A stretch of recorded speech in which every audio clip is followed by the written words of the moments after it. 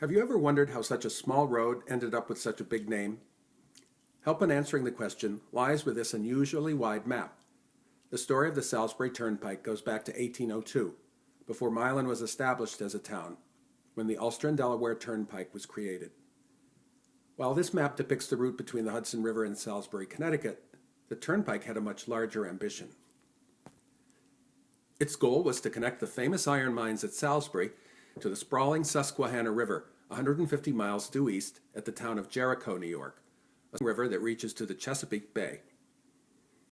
Coming back to the portion directly relevant to us, the area shown in yellow is what is today modern Milan, and is the area of the Turnpike map that we will focus on now. It's easy to see the west and east boundaries of the town, almost like bookends. To the west, the very distinctive lake we today call Round Lake. To the east, the road, both then and now, runs north-south to navigate between two mountainous areas.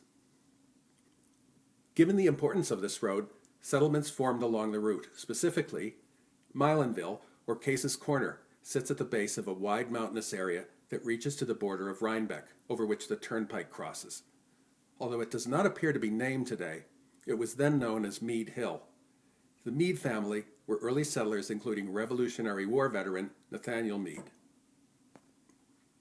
This next section, at what we call Field Road, was called Thorndale, with a stream and current strong enough to support both a grist mill and a sawmill, all developed by Benjamin Thorne, a member of a very large, well-known Quaker family. While not a hamlet, the Rao family settlement of this spot dates to 1760 and involved the first land sale from a patent owner in what is now the town of Milan.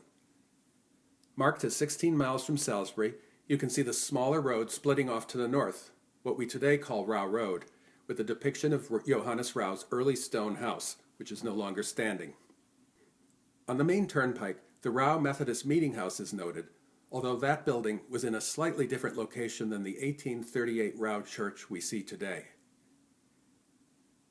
The next section includes the junction of what we call North and South Roads, what would become the hamlet of Lafayetteville.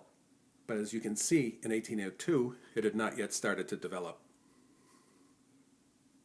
Of course, as you drive through Milan today, the main east-west thoroughfare is different.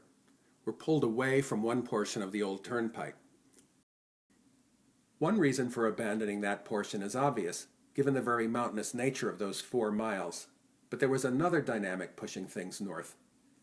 Ferries had operated right at Rhinebeck since the early 1700s, and were the only means of crossing for over 200 years, until 1957.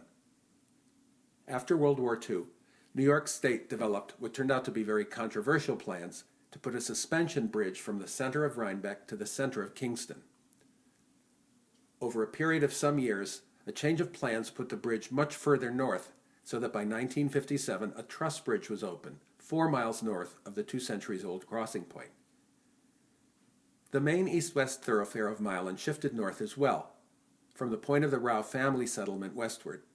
A connector was created where no road had existed, and the new Route 199 would follow what is referenced in the 1802 map as the road from Red Hook and the Old Road.